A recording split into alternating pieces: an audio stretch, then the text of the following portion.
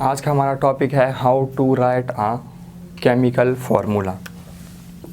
हमारे पास chemical compounds हैं, उनके हमने केमिकल फार्मूले कैसे बनाने हैं और हमने केमिकल फार्मूला कैसे लिखना है। लेकिन जिस तरह हमारे पास एलिमेंट्स होते हैं ना, एलिमेंट्स को हम रिप्रेजेंट करते हैं किसके साथ, सिंबल के साथ। इसी तरह हमारे पास जो केमिकल कंपाउंड्स होते हैं, जो कंपाउंड्स उसको हम रिप्रेजेंट करते हैं केमिकल फार्मूला के साथ। अब हमारे पास केमिकल फार्मूला बनता कैसे है वो हम सारे यहाँ पे स्टडी करेंगे।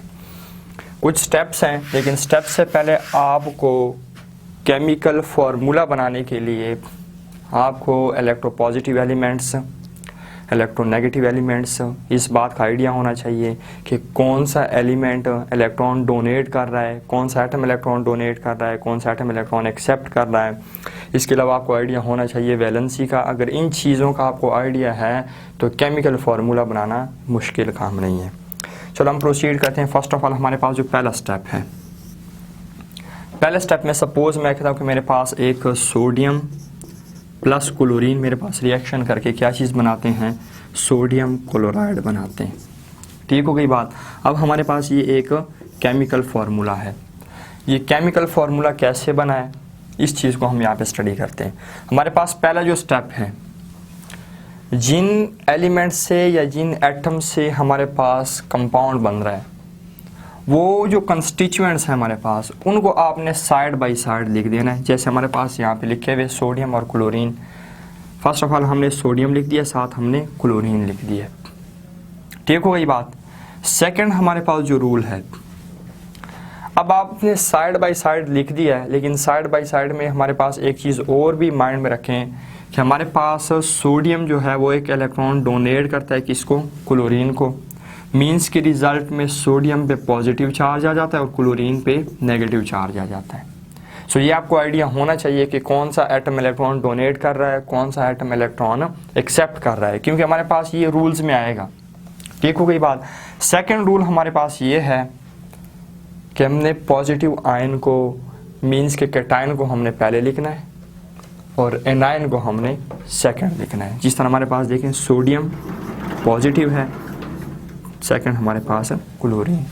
ठीक हो गई बात।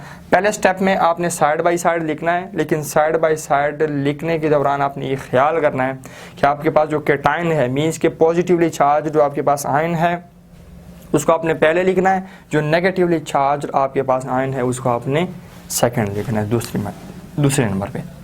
थर्ड हमारे पास जो रूल है, थर्ड रूल में आपने ये ख्याल करना है कि आपने वैलेंसी को मेंशन कर देना है।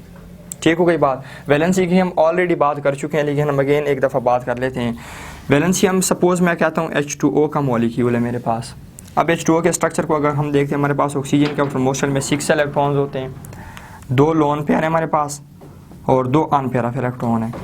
ठीक हो गई बात। ये अनपेयर ऑफ इलेक्ट्रॉन हाइड्रोजन के साथ शेयर कर देता है, ये भी अनपेयर ऑफ इलेक्ट्रॉन हाइड्रोजन के साथ शेयर कर देता है। ठीक हो गई बात।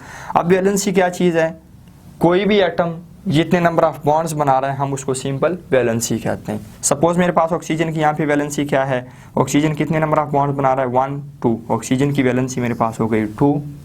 और हाइड्रोजन की वैलेंसी हमारे पास क्या हो गई है, हाइड्रोजन की वैलेंसी हमारे पास एक हाइड्रोजन एक ही बॉन्ड बना रहा है, सो हाइड्रोजन की वैलेंसी हो गई है 1। इस हाइड्रोजन की भी हमारे पास वैलेंसी हो गई है 1। ठीक हो गई बात। तीसरे स्टेप में आपने वैलेंसी को मेंशन करना है ऊपर। यहाँ पे हमारे पास वैलेंसी क्या है, सोडियम क्लोराइड। देखिए हमारे पास क्लोरीन है, सोडियम।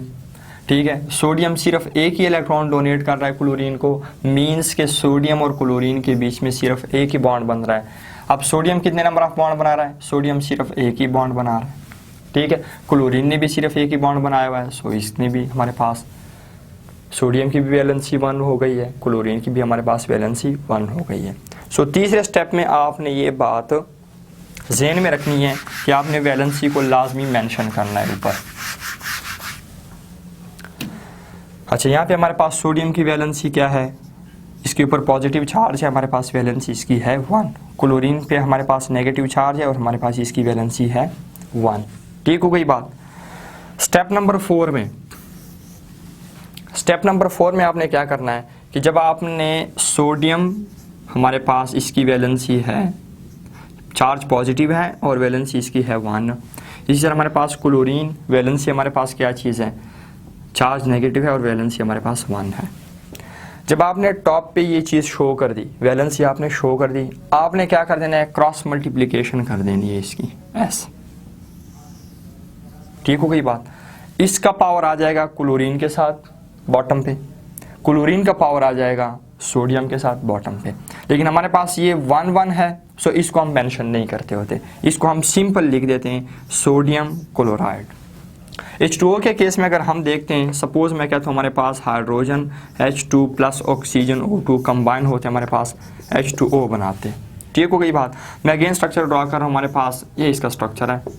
मीन्स कि हमारे पास अगर हम लिखते हैं इस रूल के मुताबिक, हमारे पास हाइड्रोजन पहले हम लिखेंगे, ठीक हो गई बात, ऑक्सीजन हम सेकंड लिखते हैं। क्यों लिखते हैं, हमारे पास हाइड्रोजन जो है इस पे पार्शियल पॉजिटिव चार्ज आ जाता है। अब यहाँ पे हमारे पास एक फिनोमेना आ गया partial positive charge. Partial positive charge किसको कहते हैं, हमारे पास हाइड्रोजन और ऑक्सीजन के बीच में कोवेलेंट बॉन्ड बना हुआ है, आयोनिक बॉन्ड नहीं बना हुआ, कोवेलेंट बॉन्ड बना हुआ है। अब जब आयोनिक बॉन्ड नहीं है तो यहाँ पे पार्शियल पॉजिटिव चार्ज आ जाएगा, यहाँ पे पार्शियल नेगेटिव चार्ज आ जाएगा। ठीक हो गई बात। अब ये partial negative charge partial positive charge क्यों आता है, ये भी नहीं आना चाहिए, क्योंकि कोवेलेंट बॉन्ड जब है, covalent bond mutual sharing of electron की वजह से बना हुआ है। हमारे पास चार्ज जो है पॉजिटिव और नेगेटिव आयोनिक बॉन्ड के रिजल्ट में आता है, क्योंकि वहाँ पे complete transfer of electron from one atom to the other atom होता है। यहाँ पे हमारे पास कोवेलेंट बॉन्ड है, म्यूचुअल शेयरिंग ऑफ इलेक्ट्रॉन हो गई है, सो हमारे पास चार्ज का कोई कॉन्सेप्ट नहीं बनता, यहाँ पे फ्री रेडिकल का कॉन्सेप्ट बनता है। लेकिन होता क्यों है कि हाइड्रोजन के ऊपर पार्शियल पॉजिटिव चार्ज, ऑक्सीजन के ऊपर पार्शियल नेगेटिव चार्ज, क्योंकि oxygen being more electronegative than hydrogen, oxygen जो है हाइड्रोजन से ज़्यादा इलेक्ट्रोनेगेटिव है, इसलिए ये शेयर पेयर ऑफ इलेक्ट्रॉन जो हमारे पास है, एक इलेक्ट्रॉन हाइड्रोजन का, एक इलेक्ट्रॉन ऑक्सीजन का, ये शेयर पेयर ऑफ इलेक्ट्रॉन को अपनी तरफ ज़्यादा अट्रैक्ट करता है, इसलिए हमारे पास ऑक्सीजन के ऊपर पार्शियल नेगेटिव चार्ज आ जाता है और हाइड्रोजन के ऊपर पार्शियल पॉजिटिव चार्ज आ जाता है। अब देखिए मैंने पहले रूल के हिसाब से यहाँ पे लिखा है H2O, हाइड्रोजन को मैंने पहले लिख दिया, ऑक्सीजन को मैंने बाद में लिख दिया। ठीक हो गई बात। सेकेंड रूल में हमारे पास आपने वैलेंसी भी मेंशन कर देनी है। ठीक हो गई बात। वैलेंसी हमारे पास ऑक्सीजन की कितनी है, हमारे पास ऑक्सीजन की, हाइड्रोजन की वैलेंसी है 1, ठीक है, ऑक्सीजन की वैलेंसी मेरे पास है 2। ठीक हो गई बात। अब देखिए हमारे पास तीसरे रूल में हमने क्या करना है कि हमारे पास इनकी जो वैलेंसी है इनमें क्रॉस मल्टीप्लिकेशन करके बॉटम में आ जाएंगे। सपोज मेरे पास हाइड्रोजन की 1 है और ऑक्सीजन की मेरे पास 2 है। अब क्रॉस मल्टीप्लिकेशन आप करें बॉटम के साथ, बॉटम की तरफ ले जाएं, हाइड्रोजन की वैलेंसी आ जाएगी ऑक्सीजन के बॉटम पे, ऑक्सीजन की वैलेंसी चली जाएगी हाइड्रोजन के बॉटम पे। ठीक हो गई बात। हमारे पास ऑक्सीजन की वैलेंसी हाइड्रोजन के बॉटम पे, हाइड्रोजन की वैलेंसी ऑक्सीजन के बॉटम पे। क्लियर हो गई बात। अब देखिए हमारे पास हाइड्रोजन 2 हमारे पास नीचे आ जाएगा, H2 आ गया, ऑक्सीजन हमारे पास 1, सो हमारे पास ये H2O का फॉर्मूला बन गया। ठीक हो गई बात। नेक्स्ट हमारे पास जो स्टेप है इसका,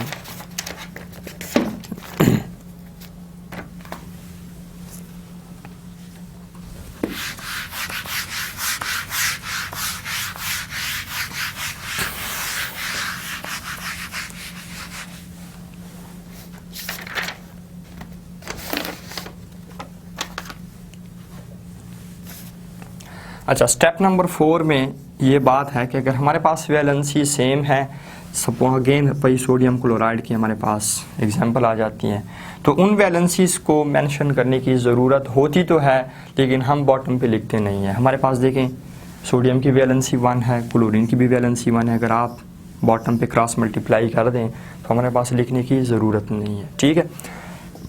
स्टेप नंबर 5 में हमारे पास कहते हैं कि अगर हमारे पास कोई एक ऐसा कंपाउंड है कि जिसमें हमारे पास एक आयन जो है उसमें 2 या मोर देन 2 एटम्स होते हैं। एग्जांपल यहाँ पे हमारे पास लिखी हुई है, हमारे पास है सल्फेट आयन और फॉस्फेट आयन, SO4 -2। यहाँ पे हमारे पास आयन जो है वो हमारे पास 2 और मोर देन 2 एटम्स है। यहाँ पे एक सल्फर एटम है और 4 ऑक्सीजन एटम है। इसी तरह हमारे पास जो है फॉस्फेट आयन भी इन्होंने दिया हुआ है, इन्होंने हमारे पास फॉस्फेट आयन है, ठीक है, PO4 हमारे पास -3। अब यहाँ पे आप क्या करेंगे, हमारे पास दो कंपाउंड्स हैं, मैं आपको उसका भी ड्रॉ करके सारे स्ट्रक्चर ड्रॉ करके बता देता हूँ। हमारे पास दो कंपाउंड्स हैं Al2SO4 होल 3, Al2SO4 होल 3। ठीक हो गई बात। अब यहाँ पे हम ये केमिकल फार्मूला हम कैसे बनाएंगे, देखें हमारे पास सल्फेट जो है SO4, इसके ऊपर हमारे पास नेगेटिव चार्ज है और यहाँ पे हमारे पास 2 वैलेंसी मेंशन हुई है। ठीक है, ये कंपाउंड हम बनाएंगे कैसे, देखिए हमारे पास SO4 के हमारे पास 3 किस चीज़ को रिप्रेजेंट करता है कि SO4 जो है ना टोटल ग्रुप कितने हैं, 3 ग्रुप हैं। अब मैं यहाँ पे इसका स्ट्रक्चर थोड़ा सा ड्रॉ करके देखता हूँ क्या बनता है हमारे पास। SO4 का स्ट्रक्चर हमारे पास ये बनता है, ऑक्सीजन नेगेटिव और ऑक्सीजन नेगेटिव। एक SO4 का स्ट्रक्चर ये बनता है, लेकिन 3 SO4 है मेरे पास। ठीक है, हमारे पास इसके स्ट्रक्चर अगर हम ड्रॉ करते हैं तो ये मेरे पास ऑक्सीजन, ये मेरे पास ऑक्सीजन नेगेटिव। हम थर्ड वन यहाँ पे बना लेते हैं, ऑक्सीजन डबल बॉन्ड हमारे पास, यहाँ पे मेरे पास सिंगल बॉन्ड नेगेटिव, यहाँ पे मेरे पास सिंगल बॉन्ड नेगेटिव। आप यहाँ पे देख रहे हैं कि सल्फ़र जो है इसकी वैलेंसी हमारे पास 6 आ रही है, 1 2 3 4 5 6, मीन्स के सल्फ़र ने 6 बॉन्ड बनाए हुए, सो सल्फ़र की वैलेंसी हमारे पास क्या आ रही है, 6 आ रही है। बात क्लियर हो गई है। अब सल्फ़र एक ऑक्सीजन के साथ डबल बॉन्ड पे अटैच है, दूसरे ऑक्सीजन के साथ भी डबल बॉन्ड पे अटैच है, लेकिन सल्फ़र के पास 6 इलेक्ट्रॉन आउटरमोस्ट शेल में, एक इलेक्ट्रॉन एक ऑक्सीजन को देता है, एक इलेक्ट्रॉन दूसरे ऑक्सीजन को देता है। इस ऑक्सीजन के साथ अभी हमारे पास एक इलेक्ट्रॉन है जो कि इसको और भी चाहिए, अभी इसका आउटरमोस्ट शेल कंप्लीट नहीं हुआ। Same is the case for this oxygen, सबके लिए हमारे पास यही केस है। ठीक हो गई बात। अब हमारे पास होना क्या है कि हमारे पास 2 एल्यूमिनियम चाहिए। कितने एल्यूमिनियम, हमारे पास एक एल्यूमिनियम ये आ गया, एक एल्यूमिनियम मेरे पास ये आ गया। अब ये जो एल्यूमिनियम है ये काम क्या करता है, ये एक इलेक्ट्रॉन इस ऑक्सीजन को डोनेट कर देता है, एक इलेक्ट्रॉन इस ऑक्सीजन को डोनेट करेगा और एक इलेक्ट्रॉन इस ऑक्सीजन को डोनेट करेगा। बात क्लियर हो गई है। अच्छा, अब यहाँ पे क्या होना है, ये एल्यूमिनियम एक इलेक्ट्रॉन इस ऑक्सीजन को डोनेट करेगा, एक इलेक्ट्रॉन इस ऑक्सीजन को डोनेट करेगा और एक इलेक्ट्रॉन इस ऑक्सीजन को डोनेट करेगा, एक इलेक्ट्रॉन इस ऑक्सीजन को डोनेट कर देता है। बात क्लियर हो गई है। सो यहाँ पे आप देख रहे हैं कि हमारे पास जो है एल्यूमिनियम की हमारे पास वैलेंसी बनती है 3। ठीक है, जबकि SO4 की हमारे पास ऑलरेडी उन्होंने गिवन है हमारे पास -2 बनती है। बात क्लियर हो गई है। अब देखें हमारे पास अगर हम क्रॉस मल्टीप्लिकेशन करते हैं, हमारे पास 3 चला जाएगा इसके बॉटम पे, -2 हमारे पास चला जाएगा, सिर्फ 2 हमारे पास चला जाएगा इसके बॉटम पे। ठीक है, तो हमारे पास फार्मूला क्या बनना है, हमारे पास फार्मूला बनता है, मैं यहाँ से ये रेस करके, एल्यूमिनियम, ठीक है, 2 हमारे पास बॉटम पे आ गया, Al2 हो गया हमारे पास। ठीक है, SO4 हमने ब्रैकेट में लिखना है और 3 हमारे आप पास आ जाएगा बॉटम पे। सो ये हमारे पास केमिकल फार्मूला बन गया। अच्छा, अब हम ब्रैकेट क्यों लगाते हैं, ब्रैकेट हम इसलिए लगाते हैं क्योंकि हमारे पास ऑलरेडी ऑक्सीजन के साथ 4 लिखा हुआ है। हम यहाँ पे अगर हम ब्रैकेट नहीं लगाते तो हमारे पास हम ये नहीं लिख सकते, ये रूल्स के ख़िलाफ़ हो जाएगा, इसलिए हम ब्रैकेट लगा देते हैं और हम 3 लगा देते हैं। ठीक हो गई बात। ये हमारे पास इसका केमिकल फार्मूला बन गया है। एक और एग्जाम्पल देख लेते हैं इसकी।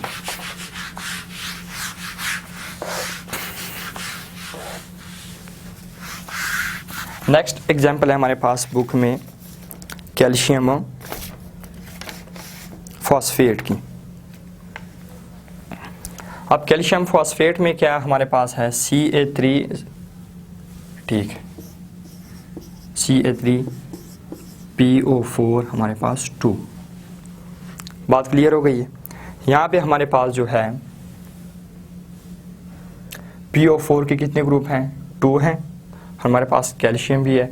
हम ये फार्मूला कैसे बनाएंगे, अगर हम बात करते हैं पहले PO4 की, हम स्ट्रक्चर की अगर हम बात करते हैं तो फास्फोरस के आउटर मोस्ट शेल में इलेक्ट्रॉन्स होते हैं 5। ये एक ऑक्सीजन के साथ डबल बॉन्ड बनाता है, बाकी जो 3 ऑक्सीजन है उनके साथ सिंगल बॉन्ड बनाता है। ये मेरे पास आ गया और हमारे पास एक ऑक्सीजन ये आ गया। बात क्लियर हो गई है। चूँकि मेरे पास 2 फॉस्फेट ग्रुप हैं, ठीक है, PO4, इसके ऊपर हमारे पास नेगेटिव चार्ज है और वैलेंसी यहाँ पे 2 हमें मेंशन गिवन है। हम दूसरे फास्फेट ग्रुप भी ड्रॉ कर लेते हैं। इसका स्ट्रक्चर हमारे पास डबल बॉन्ड पे एक ऑक्सीजन है, सिंगल बॉन्ड पे एक ऑक्सीजन है, सिंगल बॉन्ड पे हमारे पास एक ऑक्सीजन है और सिंगल बॉन्ड पे एक ऑक्सीजन है। ठीक हो गई बात। हमारे पास जो कैल्शियम है ग्रुप नंबर 2 से बिलोंग करता है।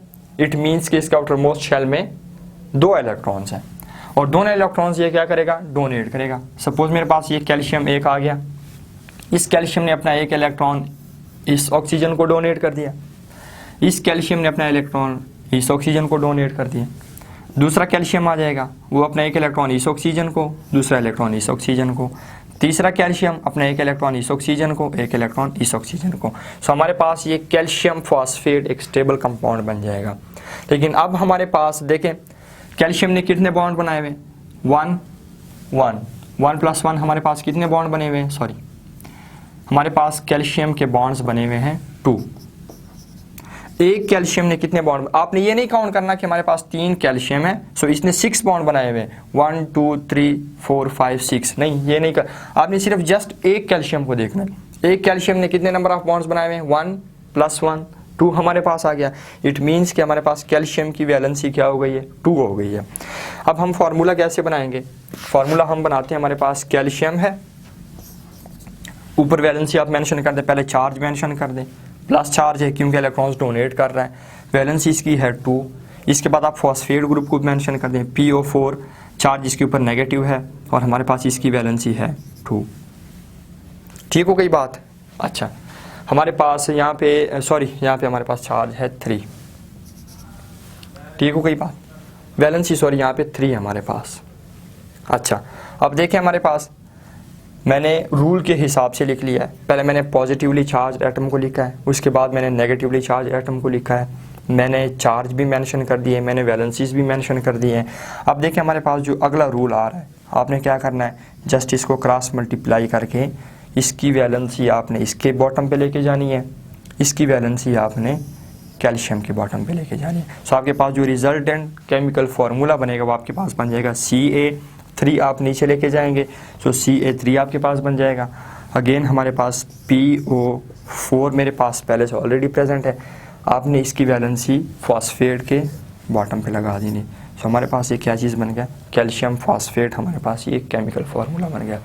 सो ये हमारा टॉपिक यहाँ पे कंप्लीट हो जाता है, how to write a chemical formula. आप लोग प्रैक्टिस करें इसकी, इंशाल्लाह समझ में आ जाएगा। आज का हमारा टॉपिक है केमिकल फार्मूला, हम इसके टाइप्स को डिस्कस करेंगे।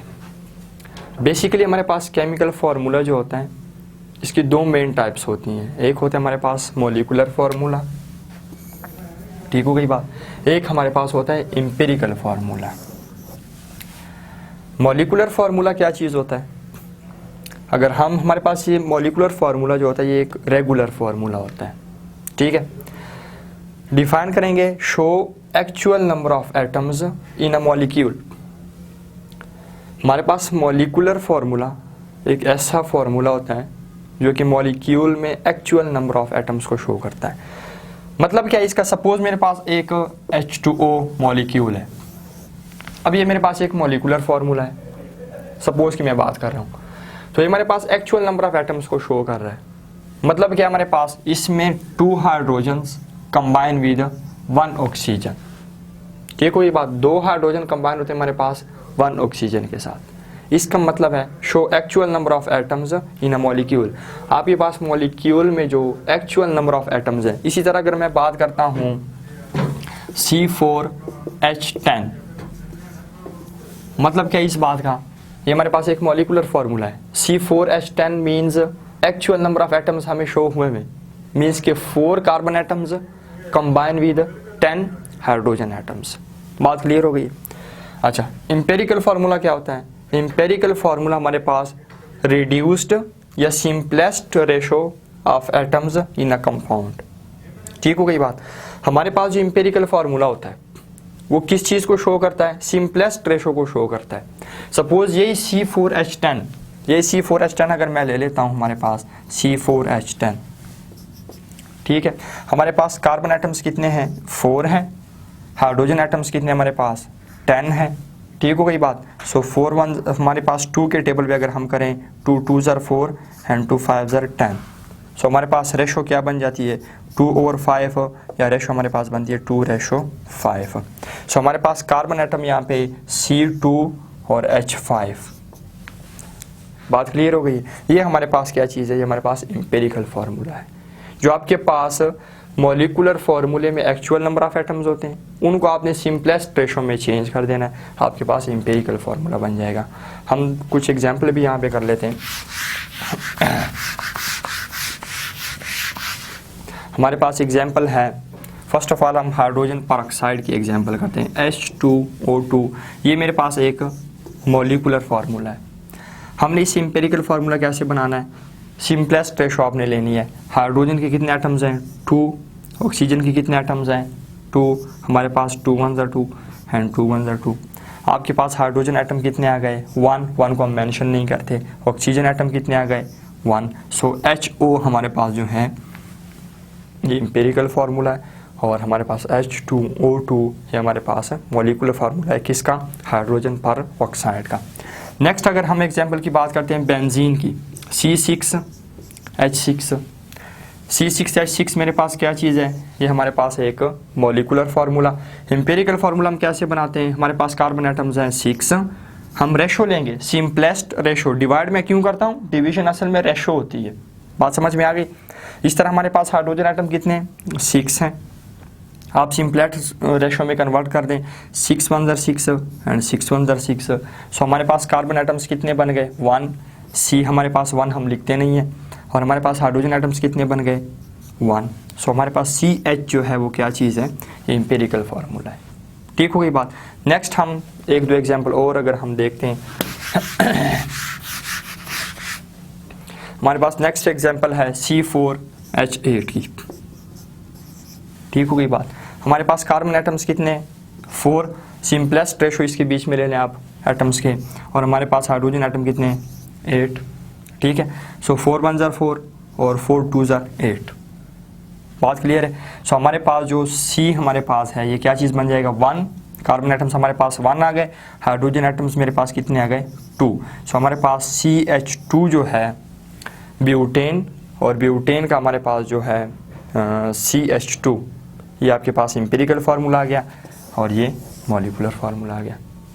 एक और एग्जांपल ग्लूकोज की हम ले लेते हैं C6H12O6। ठीक हो गई बात। अब यहाँ पे हमारे पास एक एटम से मोर देन 2 एटम्स आ गए।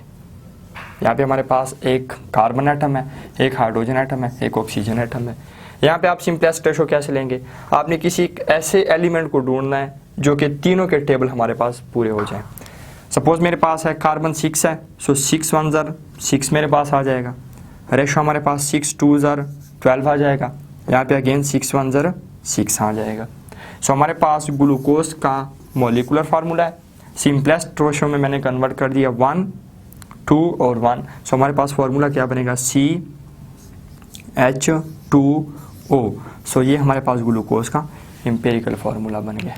ठीक हो गई बात। अच्छा, नेक्स्ट हम बात करते हैं, हमारे पास कुछ ऐसे कंपाउंड्स भी होंगे, कुछ ऐसे फार्मूले भी हैं जो कि at a time molecular formula भी है और एट अ टाइम आपके पास एम्पिरिकल फार्मूला भी है। सपोज हम बात करते हैं, मेरे पास एक कंपाउंड है या एक फार्मूला है मेरे पास P3N5। ठीक है। अब इसके बीच में हम सिंपलेस्ट रेशो नहीं ले सकते। देखिए, अब अगर आप रेशो लेना चाहें 3 और 5, आप इसके बीच में कोई रेशो नहीं ले सकते। ठीक है। सो यही हमारे पास जो P3N5 है ना, ये हमारे पास क्या चीज़ है, ये हमारे पास मॉलिक्यूलर फार्मूला भी है, ये हमारे पास एम्पिरिकल फार्मूला भी है। सेकंड एग्जांपल आप H2O की ले सकते हैं।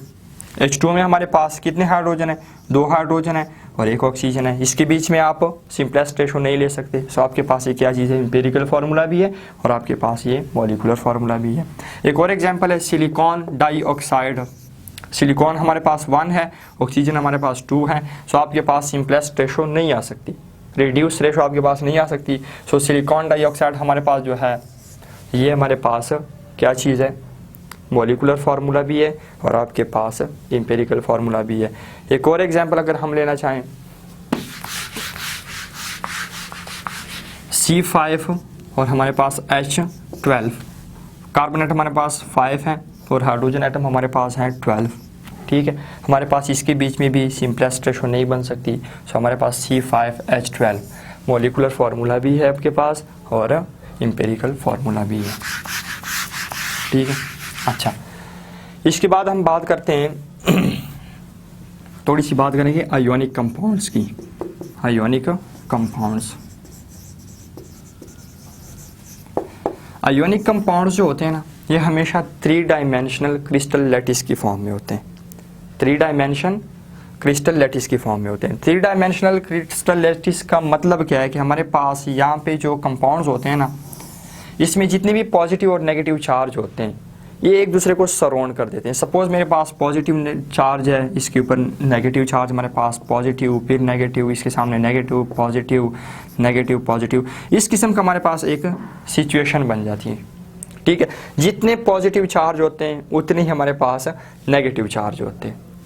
मकसद क्या है, ionic compound 3 dimensional crystal lattice की फॉर्म में होते हैं। 3 डायमेंशनल क्रिस्टल लैटिस की फॉर्म का मतलब क्या है कि हमारे पास जितने पॉजिटिव और नेगेटिव चार्ज हैं वो एक दूसरे को अपोजिटली सराउंड कर देते हैं। अपोजिटली कैसे सराउंड करते हैं, positive negative negative positive positive negative negative positive, ठीक है। एक बात और का ख्याल रखें कि जितने पॉजिटिव चार्जेस होते हैं उतने ही हमारे पास नेगेटिव चार्जेस होते हैं। बात क्लियर हो गई है। अच्छा, अब देखिए हमारे पास आयोनिक कंपाउंड जो होते हैं उसको हम रिप्रेजेंट करते हैं फॉर्मूला यूनिट से। अब फॉर्मूला यूनिट क्या चीज़ है, फॉर्मूला यूनिट हम अगर हम डिफाइन करते हैं तो हमारे पास फॉर्मूला यूनिट होता है सिंपलेस्ट रेशो या simplest whole number ratio of ions as present in the ionic compound. Simplest whole number ratio as present, हमारे पास सपोज है कि मेरे पास सोडियम क्लोराइड है, ठीक है। अब यहाँ पे हमारे पास पॉजिटिव चार्ज, यहाँ पे हमारे पास नेगेटिव चार्ज है, मीन्स कि हमारे पास एक पॉजिटिव चार्ज है, एक हमारे पास नेगेटिव चार्ज है। So positive charge always equal to negative charge.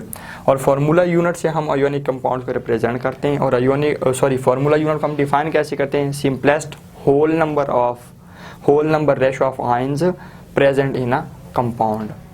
ठीक हो गई बात। आपके पास जितने भी आयंस हैं उसके बीच में आपने रेशो लेना है, बात क्लियर है।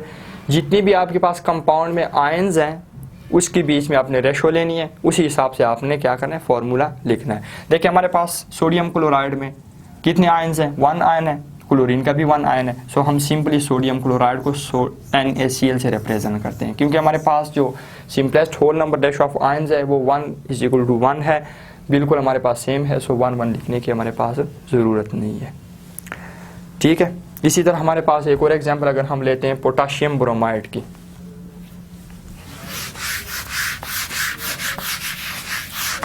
पोटाशियम ब्रोमाइड भी हमारे पास आयोनिक कंपाउंड है, क्योंकि हमारे पास पोटाशियम है ग्रुप नंबर 1 से बिलोंग करता है, और ब्रोमीन जो मेरे पास है वो ग्रुप नंबर 7 से बिलोंग करता है। इसके आउटर मोस्ट शेल में 7 इलेक्ट्रॉन्स ऑलरेडी प्रेजेंट हैं, ठीक है। इसके आउटर मोस्ट शेल में 1 इलेक्ट्रॉन है, ये 1 इलेक्ट्रॉन ये ब्रोमीन को डोनेट करके हमारे पास स्टेबल हो जाता है, हमारे पास पोटाशियम ब्रोमाइड बन जाएगा। चूँकि पोटाशियम इलेक्ट्रॉन डोनेट कर रहा है इसलिए positive charge, bromine electron accept कर रहा है सो हमारे पास नेगेटिव चार्ज आ जाएगा। और चूँकि कंप्लीट ट्रांसफ़र ऑफ इलेक्ट्रॉन की वजह से बॉन्ड बन रहा है, सो कौन सा बॉन्ड बन जाएगा, हमारे पास आयोनिक बॉन्ड बन जाएगा। और आयंस हमारे पास कितने बन रहे हैं, अगर हम फार्मूला यूनिट की बात करें, फार्मूला यूनिट का हम कैसे डिफाइन करते हैं, simplest whole number ratio of ions present in a compound. So हमारे पास आयंस कितने, पोटाशियम आयन कितना है 1, ब्रोमीन आयन कितने हमारे पास 1। सो हमारे पास फार्मूला यूनिट बन गया 1 हमें लिखने की ज़रूरत नहीं होती, हम पोटाशियम ब्रोमाइड। ये हमारे पास एक रीज़न है कि हम आयोनिक कंपाउंड्स को फार्मूला यूनिट से रिप्रेजेंट करते हैं। सो ये आज का भी हमारा ये टॉपिक भी कंप्लीट हो गया।